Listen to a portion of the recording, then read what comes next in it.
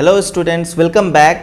आज इस वीडियो को देखने के बाद जो कॉन्सेप्ट तुम्हें सीखने को मिलेगा वो होगा electric dipole, electric potential due to point charges and capacitor with and without dielectric. So अब कोई फॉर्मेलिटी नहीं करेंगे, सीधा सीखना स्टार्ट करेंगे। Let's go.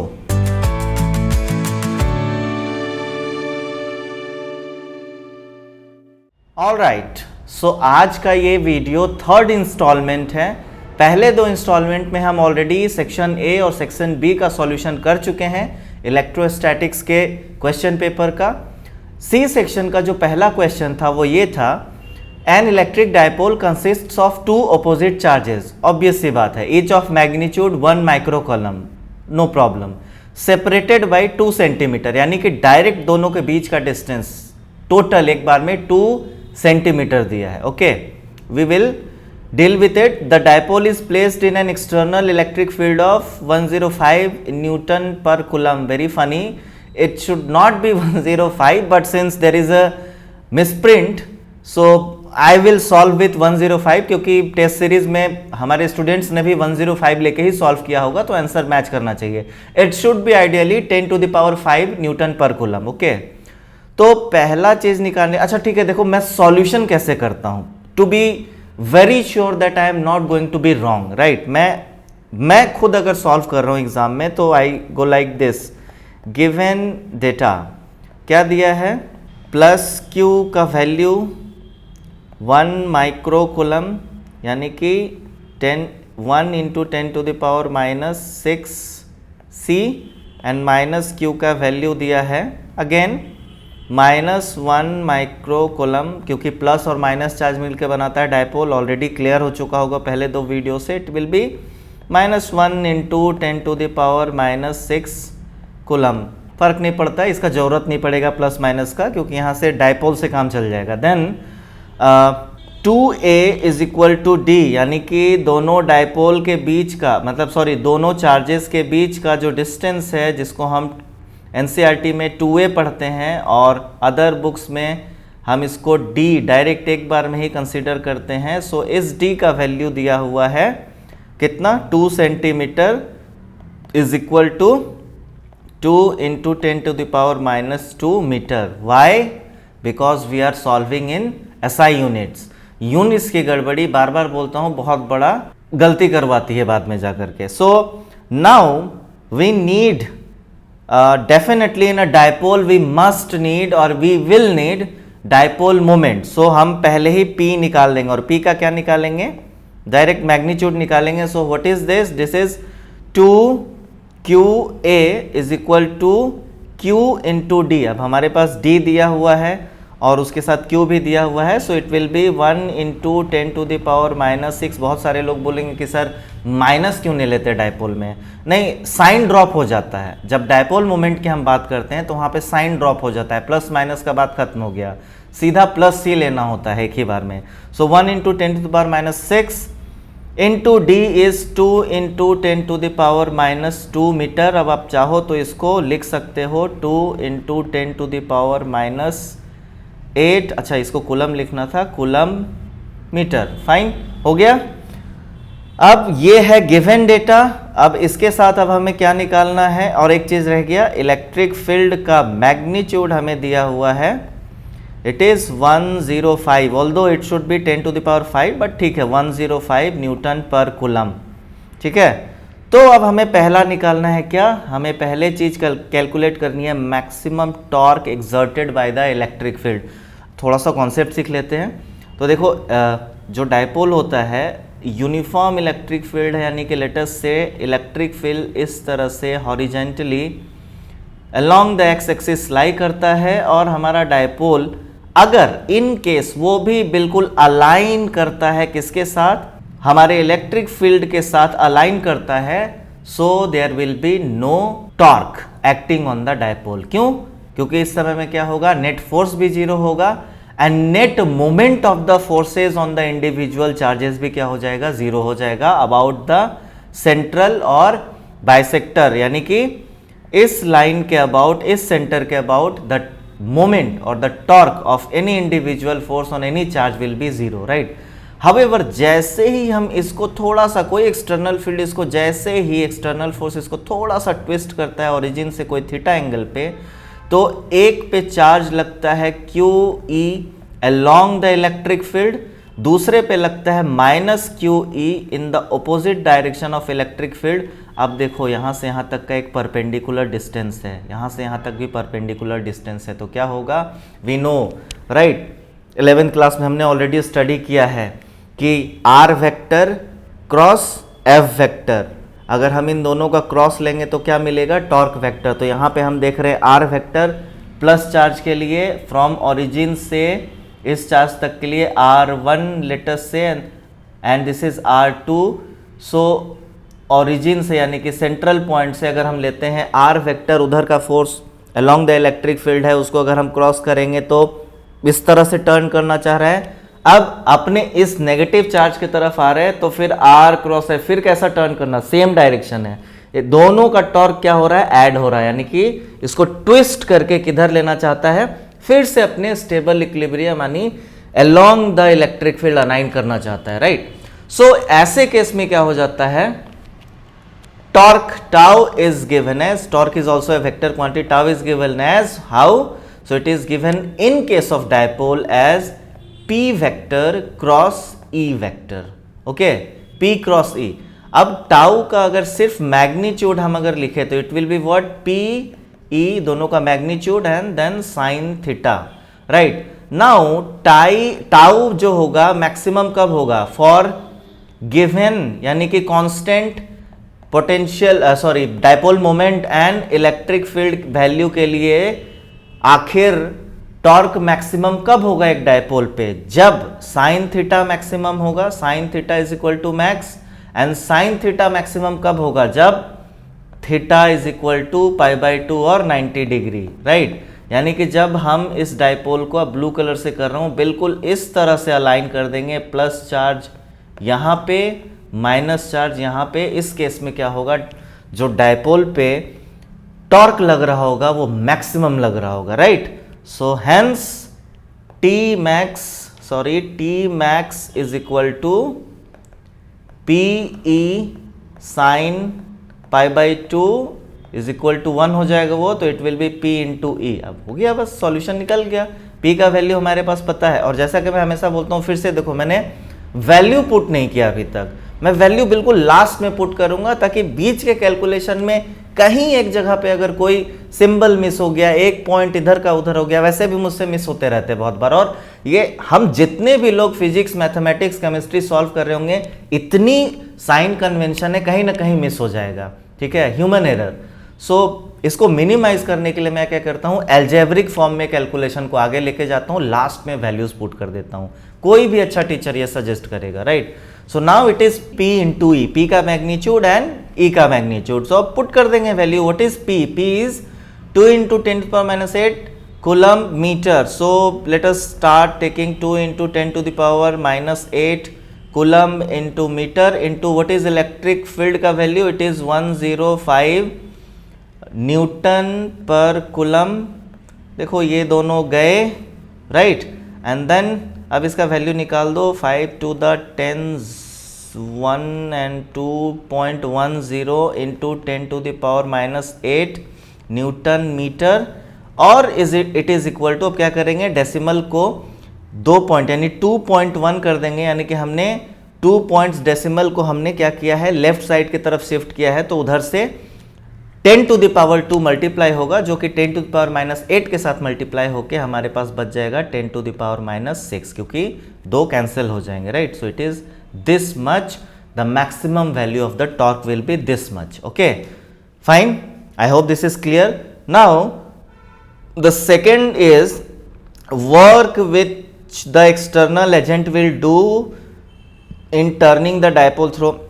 फिर से अब इजी हो गया। देखो डायपोल के केस में देखो क्या होता है, हम जब मान लो डायपोल इस तरह से अलाइंड है, मान लो ये पेन है, ये जो मेरा इलेक्ट्रिक ये पेन है, इसको अगर मैंने अलाइन करके रखा है अलोंग द इलेक्ट्रिक फील्ड, अब इसको मैं जोर जबरदस्ती टर्न करना चाहता हूँ, कैसे, by applying some external force, right. So जो सिस्टम का टॉर्क है वो क्या करेगा, मेरा टॉर्क क्या कर रहा है, मेरा torque at every point system के टॉर्क को इस तरह से ये कर रहा है, क्या नाम है, बैलेंस कर रहा है कि मैं इसको लगभग नेग्लिजिबल रोटेशनल वेलोसिटी के साथ इसको मैं धीरे धीरे ट्विस्ट करके क्या कर रहा हूं, इसका थीटा इंक्रीज कर रहा हूं, राइट। क्योंकि अगर मेरा वेलोसिटी ज्यादा होगा तो मेरा फोर्स का एक पार्टिकुलर एनर्जी जो होगा वो रोटेशनल काइनेटिक एनर्जी में भी चला जाएगा, राइट। अगर ये चीज ना समझ में आए तो टेंशन लेने का जरूरत नहीं है। जो बस इतना याद रखो कि जो एक्सटर्नल फोर्स होता है that is just equal but opposite to this electric field जो इस पे अप्लाई हो रहा है, ताकि टॉर्क जो हो इक्वल हो, ऑपोजिट हो। क्योंकि इसको हमें इनफाइनेटिसमली स्मॉल वेलोसिटी के साथ क्या करना है, धीरे धीरे इसको ट्विस्ट करके क्या करना है, इसके एंगल को इंक्रीज करना है from aligned with the electric field से 90 degree and so on whatever, right. तो इस केस में क्या हो रहा है, हमारा जो हमारा वर्क डन होता है नॉर्मल केसेस में हम क्या लिखते हैं, it is force dot displacement, right. यहां तो लैटरल कोई डिस्प्लेसमेंट हो नहीं रहा है, यहां तो एंगुलर डिस्प्लेसमेंट हो रहा है। इस केस में भी वर्क डन डिफाइंड होता है। So in rotational motion work done is defined as tau dot d theta, right. अब यहां पे हमारे डायपोल के केस में जो टोटल वर्क डन होता है वो डिफाइन होता है integration of tau dot d theta, theta initial से थीटा फाइनल तक, okay. So this is in general, तुम याद रखो कि जो एक्सटर्नल टॉर्क है टी एक्सटर्नल, ये टी जो लिखा है मैंने T external dot delta theta यानी द एंगुलर डिस्प्लेसमेंट, ओके। सो यहां डायपोल के केस में भी ये क्या हो जाएगा, टाउ डॉट डेल्टा थीटा, जो डिस्प्लेसमेंट हम कराएंगे इनिशियल टू फाइनल पोजीशन का जो एंगुलर डिस्प्लेसमेंट होगा, right.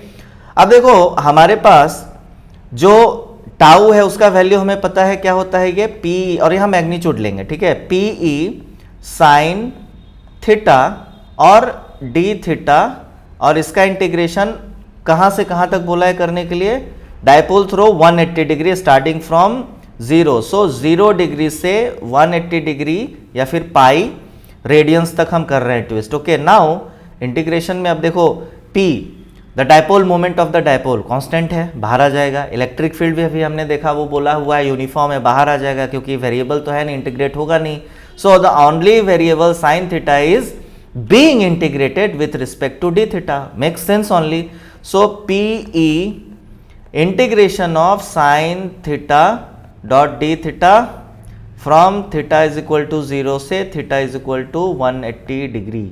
So now PE minus of cos theta, right, कहां से कहां तक, थीटा इज इक्वल टू 0 से theta is equal to 180 degree, put कर दो वैल्यू हो जाएगा। सो पीई और माइनस ऑफ कॉस 180 डिग्री कितना होता है, अच्छा ठीक है एक बार लिख ही लेते हैं step, cos 180 degree and minus into minus of cos 0 degree हुआ। अब कोई बोलेगा माइनस ऑफ माइनस, क्योंकि देखो हमारे इंटीग्रेशन में ही माइनस आया हुआ है, माइनस कॉस थीटा, उसके साथ माइनस ऑफ क्यों लग रहा है, क्योंकि फाइनल माइनस इनिशियल इंटीग्रेशन में होता है, right. So it will be now PE, what is the value of cos 180 degree, what is the value of 180 degree, it is -1, -1 into minus it is +1, ठीक है। Minus of minus cos 0, what is the value of minus cos 0, cos 0 को value +1, उसमें minus है तो -1, फिर minus के आगे -1 के आगे माइनस है तो फिर +1, so this is +1। So total work done is equal to 2 into P into E. अब देखो P इंटू ई हमने ऑलरेडी निकाला हुआ है, right.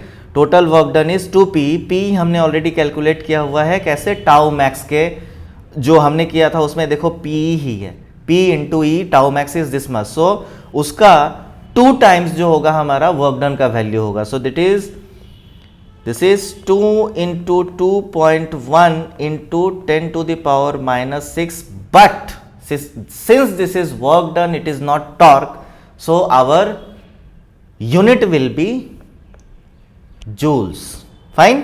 So this will be I think 2 to the 4.2 into 10 to the power -6 joules, right.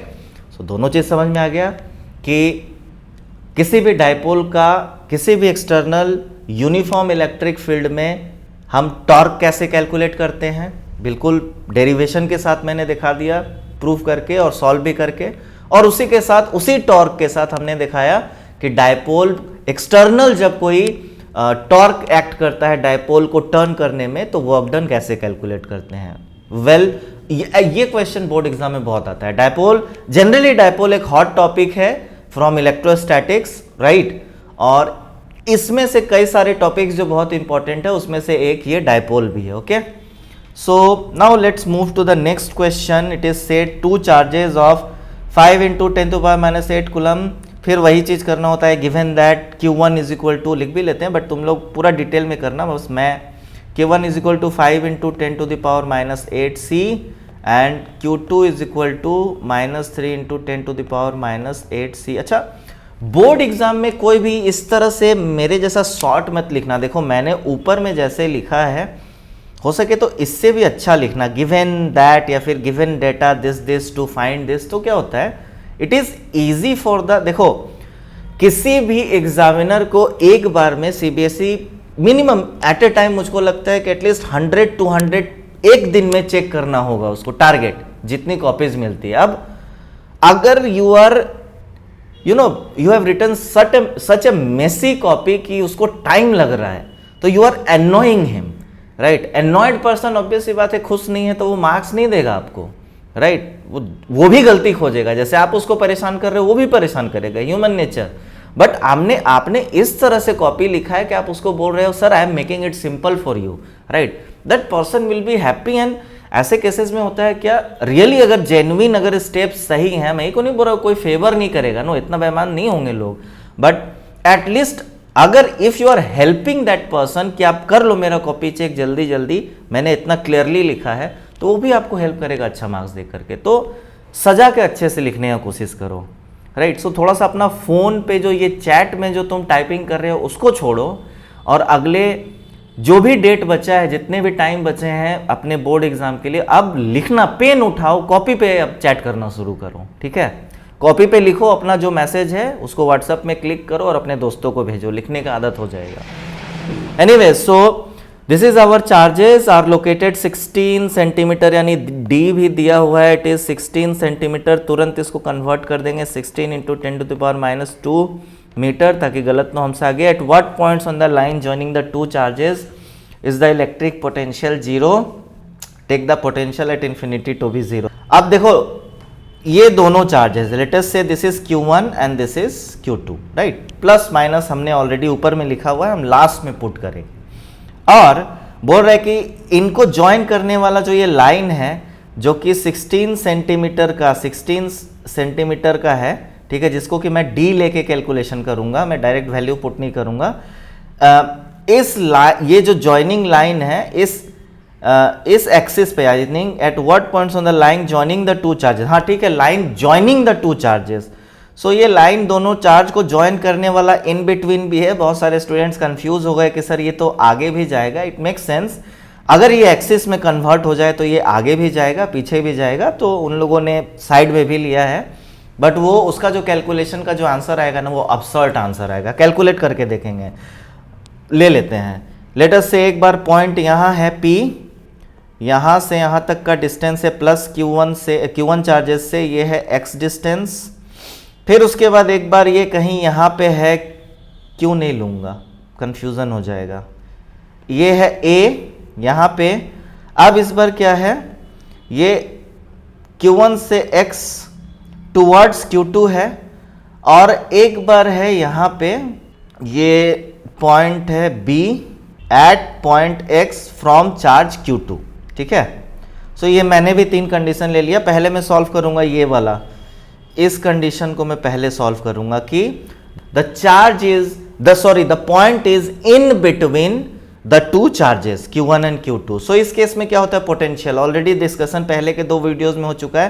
Point charges के लिए जो potential होता है U is given by what, the value of the charge Q divided by 4 pi epsilon not, और जो distance होता है charge और पॉइंट के बीच का वो डिस्टेंस D, राइट।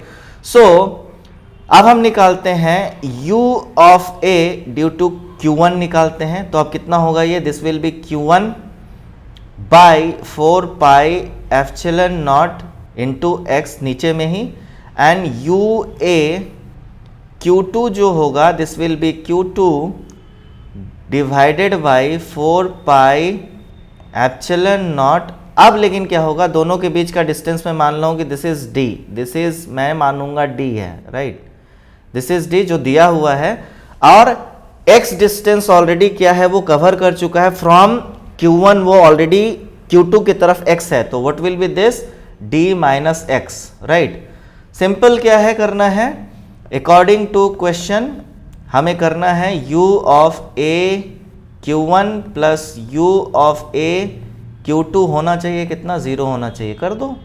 अब क्या है, नाउ इट मीन्स कि 1/4 पाई एप्सिलॉन नॉट अगर हमने कॉमन ले लिया तो हमारे पास बचता क्या है, Q1 by x plus Q2 by D minus x, right, is equal to how much, is equal to 0, okay.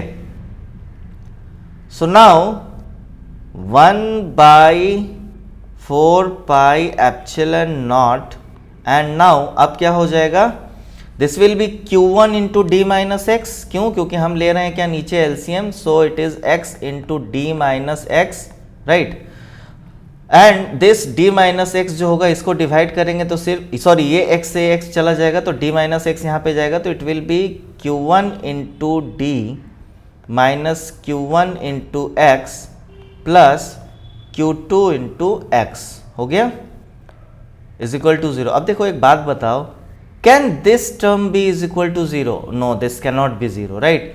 Now ये टर्म 0 नहीं होगा तो इसको हटा ही देना, इसका मतलब सिर्फ ये वाला टर्म होना चाहिए 0। अब हम इस टर्म को इज इक्वल टू 0 पुट कर रहे हैं तो क्या can this term be is equal to 0, it can not be, why, because it is in denominator, और अगर डिनोमिनेटर 0 हो गया तो ये जो रिलेशन जो लिखा हुआ है P/Q के फॉर्म में ये अनडिफाइंड हो जाएगा। तो दिस मीन्स कि अब पोटेंशियल को 0 होने के लिए Q1 into D minus Q1 x plus Q2 x is equal to 0, it implies that what, हम x वाले टर्म को एक साथ कर लेंगे, so Q2 minus Q1 into x is equal to what, ये उस तरफ ले जाओ Q1D को तो वो क्या हो जाएगा, minus Q1 into D, right. अब क्या करो, वैल्यूज पुट कर दो। Now let me add a page first, now I will put the values, it is now equal to Q2, how much is Q2, so Q2 is minus, दोनों 10 to the power minus 8 है, तो this will be -3, Q2 is -3 into 10 to the power -8, अच्छा, और minus of 5 into 10 to the power -8 into x is equal to minus of Q1 यानी कि minus of 5 into 10 to the power -8 into D is how much, it is D is I think 16 into 10 to power 16 into 10 to the power -2 metre में था, right.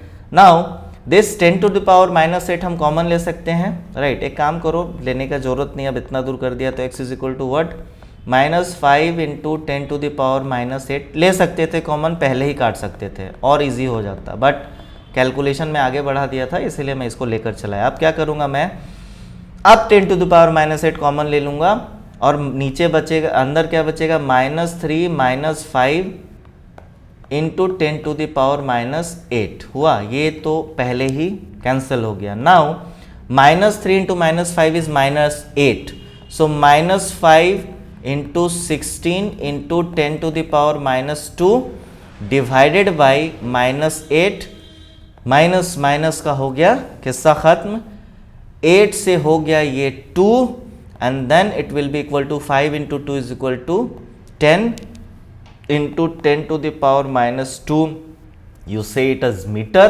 towards the Q2 charge, or you say it is 10 centimeter from Q1 towards Q2, right? ये हो गया। इसी तरह से अब देखो, this question actually was on the line joining the two charges, ठीक है। सो इन दोनों को ज्वाइन करने वाला जो लाइन है, तो definitely the question was related to finding a point in between the two charges, right. Then again so many students went up to find out this charge this point on the other sides as well, right, but they started making mistakes. Why? What is the thing that now अब तुम अगर ले रहे हो तो देखो एक बार क्या होगा, एक बार अगर आप कैलकुलेशन कर रहे हो so this will B x, right, कर सकते हैं, प्रॉब्लम नहीं है, कैलकुलेशन करके देखने में प्रॉब्लम नहीं है, this will B x, but now from Q2 it is 16 plus x, क्यों, क्योंकि वो Q1 से इधर है, किसके लिए है, Q2 के लिए है। क्या पकड़ना है, देखो चार्ज से डिस्टेंस पकड़ना है। अब यही चीज, यही पॉइंट जब B पॉइंट पे आ जाएगा, इस B पॉइंट पे जब ये आ गया इस पॉइंट पे, तो अब Q1 से वो हो गया 16 प्लस x, राइट। बस इतना का अगर ध्यान रखेंगे तो बाकी दो सिचुएशन के लिए भी हम कैलकुलेशन कर सकते हैं। You try it, let me know that whether you were able to solve, find out whether that practice is right or not, and then you can let me know. जिन लोगों ने exam में इतना solve किया होगा, it is well enough, right? So अब इसके बाद आता है हमारा C सेक्शन का, from electrostatics, only the last question from section C, and the last question for today's video as well. So now it is said that a parallel plate capacitor each with plate area A, ठीक है, and a separation D, very nice, is charged to a potential difference V, very good. The battery used to charge it remains connected and a dielectric slab of thickness D and dielectric constant K is placed now between the plates. So what changes if any will take place? Obviously change होगा। So देखो इसका scenario कैसा है कि picture बनाने में हो सकता है कि मुझको थोड़ा सा तकलीफ हो, ठीक है, मजाक मत उड़ाना प्लीज़ आप लोग मेरा, मैं आर्टिस्ट नहीं हूँ। तो इधर से कहीं एक राइट एंड इधर से इस तरह का पैरेलल प्लेट कैपेसिटर था, इसके बीच जो पोटेंशियल था EMF का पोटेंशियल भी दिया हुआ है, और इन दोनों का एरिया कांस्टेंट है, दिस इज़ A दिया हुआ है, no sorry it is not small a, it is capital A, right. So the area is capital A and the distance between these two is D, right, and क्या किया गया, इसको charge किया गया, right. सो और बीच में अभी के लिए क्या है, एयर है, तो सबसे पहले हम करेंगे क्या, C0, यानी कि विथ एयर। हम C0 किसको लिखते हैं, या तो वैक्यूम या फिर एयर एज अ मीडियम को, राइट।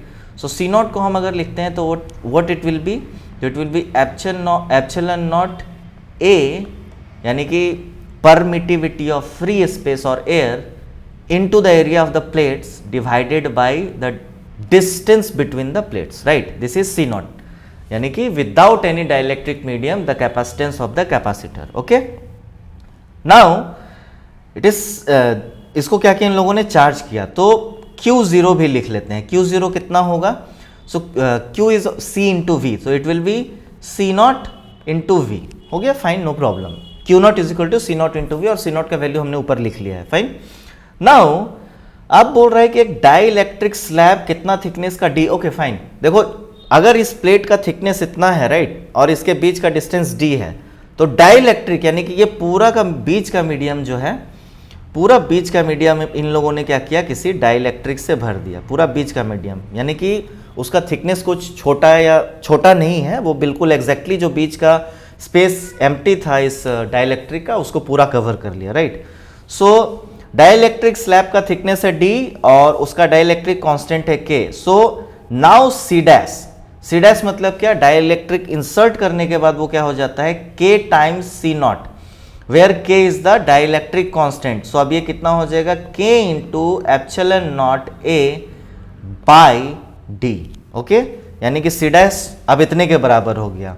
एंड जनरली, अच्छा एक चीज और मैं बता देता हूं कि जनरली क्या होता है, फ्री स्पेस यानी कि वैक्यूम या फिर एयर, इनकी जो परमिटिविटी होती है एप्सिलॉन नॉट, बट जब यही परमिटिविटी हमको स्टडी करना होता है किसी मीडियम का, right, other than vacuum or air, then this is not, now that is relative permittivity epsilon r.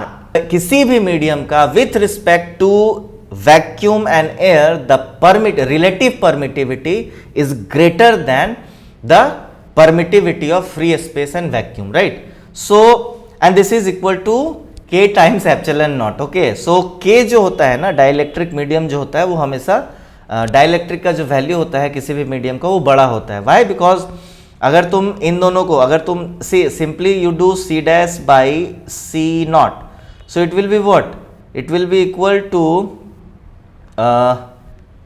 c dash लिखना k epsilon naught a by d divided by, तो अब उल्टा हो जाएगा d by epsilon naught a, right.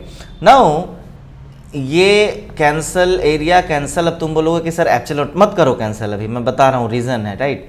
c dash by c zero is equal to k into epsilon naught को हम क्या बोलते हैं पता है, epsilon r, and divided by epsilon naught. Okay, so this epsilon r which is equal to dielectric constant into the permittivity of free space, that is actually more, that is greater than this epsilon naught. Okay, and therefore this ratio is greater than what, now this is greater than 1.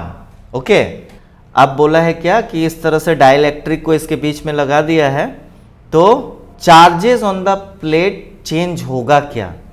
क्यों नहीं होगा? बिल्कुल होगा. सी now Q not हमें पता है it is equal to C naught V, right. दूसरा सबसे बड़ा कैच यहां पे देखो क्या किया, चार्ज किया जिस बैटरी से, चार्ज होने के बाद उसको कनेक्शन हटाया नहीं, उसको क्या किया, उसको रहने दिया as it is, it remains connected. यानी potential is constant throughout the process and is equal to the EMF of the battery और the potential drop across the terminal of the battery V. So now our Q dash will be C dash into V दोनों case में same है. तो अगर हम Q dash by Q naught अगर निकालेंगे तो ये क्या हो जाएगा, it will be equal to C dash by C naught, right. And हम जानते हैं, वी नो कि C dash is greater than C naught. Why? Because C naught by C dash by C naught is equal to epsilon r by epsilon naught is equal to k, right. ये k dielectric constant के बराबर होता है, right. सो इस case में क्या होगा, और dielectric constant and k of any medium other than air and vacuum is greater then 1. So if C dash is greater than C not, इसका मतलब है C dash by C not is greater then 1. इसका मतलब है इस equation से हम बोल सकते हैं कि Q dash by Q not is greater then 1. It implies that what, Q dash is greater then Q not, यानी कि इनिशियल चार्ज से फाइनल चार्ज क्या होगा, बहुत बड़ा होगा. एग्जाम में इतना बड़ा लिखने की जरूरत नहीं, आप छोटा सा एक इस तरह से इक्वेशन अगर आपने लिख दिया और एक्सप्लेन कर दिया हो जाएगा, राइट. तो अल्टीमेटली सी, मैंने पहले भी बोला था मैं बहुत ज़्यादा डिटेल में पढ़ा रहा हूँ, ये मान के पढ़ा रहा हूँ कि मैं बिल्कुल स्क्रैच से एकदम स्टूडेंट को पढ़ाना सिखाना शुरू कर रहा हूँ. सो मैं उस लेवल से पढ़ा रहा हूँ. आपको क्या करना है, स्मार्टली मार्क्स को जस्टिफाई करते हुए बनाना है. Now second thing, first thing is sure, हमने निकाल दिया बिल्कुल एम्पेरिकली, दिल से नहीं निकाला, हमने दिमाग से निकाला कि Q डैश यानी कि after inserting the dielectric with the battery connected to the plates, so the charge after inserting the dielectric increases. Now the second thing is electric field intensity between the plates. ये वाला तो easy है. See what we know. Second case के लिए क्या होता है, we know, ऐसे ही लिखते हैं we know, हम नहीं हैं, KNOW नहीं, सॉरी NO नहीं, KNOW नो, ये है, ठीक है. जस्ट एक छोटा सा वीडियो याद आ गया, अच्छा लगा था. So we know कि मैं ही भूल गया कि मैं ही नहीं जानता हूँ कि मैं क्या नहीं जानता हूँ. इलेक्ट्रिक फील्ड इंटेंसिटी बिटवीन, हाँ. So we know that potential is equal to किसी, for a given distance if the electric field is constant, so potential को हम कैसे लिखते हैं, for a distance d the potential can be written in the form of electric field also it is E into d, यानी कि जो electric field intensity है multiplied by the distance d, right. इसका मतलब इलेक्ट्रिक फील्ड को हम कैसे लिख सकते हैं, it is V by D, right. Electric field जो होगा, अब डाइलेक्ट्रिक इंसर्ट कर दिया, क्या V चेंज हुआ है? दो potential drop across the plate था वो चेंज हुआ है? नहीं चेंज हुआ है। तो अगर पोटेंशियल ही चेंज नहीं हुआ है, डिस्टेंस क्या चेंज हुआ है क्या? नहीं, अभी भी प्लेट्स के बीच का डिस्टेंस d है। तो जब ये दोनों कांस्टेंट है तो फिर आपका इलेक्ट्रिक फील्ड इंटेंसिटी क्यों चेंज होगा? नहीं चेंज होगा, it will remains the same. Okay, and the third thing, capacitance of the capacitor. I think मैंने ऑलरेडी जस्टिफाई कर दिया है, मतलब ये वाला चीज मेरा बेकार नहीं गया। So capacitance of the capacitor is greater than, it increases capacitance of the capacitor. Why? Because we know that C dash is equal to, third वाला, C dash is equal to K times C naught। इसका मतलब क्या है, C dash by C naught is equal to K। we know कि K greater than, यानी dielectric constant किसी भी dielectric का क्या होता है, ग्रेटर देन 1 होता है। So it means that C dash by C is not greater than 1 and it implies that C dash is greater than C naught, यानी कि इनिशियल कंडीशन से with only air और vacuum as a dielectric medium, जो उस समय capacitance था, उसके comparison में डाइलेक्ट्रिक को इंसर्ट करने के बाद मेरा कैपेसिटेंस क्या हो गया, इंक्रीज हो गया, right. So this is it, part third done for the first test. Now we will be coming back with section D case study, दिख भी रहा होगा ऑलरेडी मेरे इसमें है टैब में। सो बस आज के लिए इतना ही, and come back for the 4th and 5th installment of this video, okay? And then we will, as our test series progresses into the future till the board examinations are over, I promise that in physics clue seekers will keep providing these valuable videos to you guys, okay? So good luck guys, study, and yes, please comment and let me know what else and how else we can help you over here on our YouTube channel, okay? We will be happy to help you guys. Thank you guys, bye bye, take care, God bless you.